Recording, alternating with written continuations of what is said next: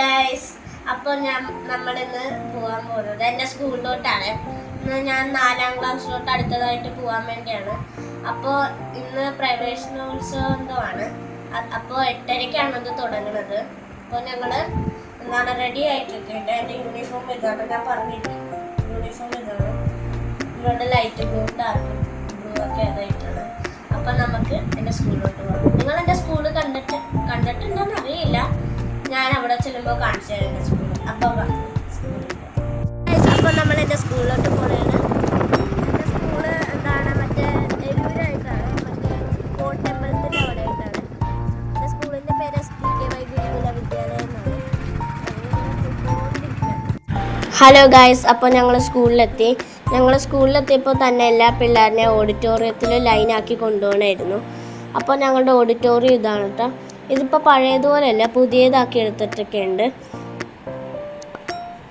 അപ്പോൾ ഗായ്സ്, പുതിയ അതിഥികളൊക്കെ വന്നിട്ടുണ്ട്. ഇവിടെ MLA ദീപക് ജോയും പുതിയ ഞങ്ങളുടെ പ്രിൻസിപ്പളൊക്കെ വന്നിട്ടുണ്ട്.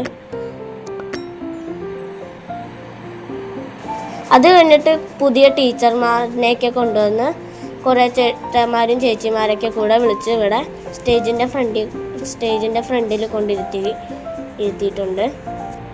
അത് കഴിഞ്ഞിട്ട് ആദ്യം തന്നെ ദീപക് ജോയ് ആണ് പ്രസംഗിച്ചത്. അത് കഴിഞ്ഞിട്ട് ഞങ്ങളുടെ പ്രിൻസിപ്പൽ മാം ആണ് പ്രസംഗിച്ചത്.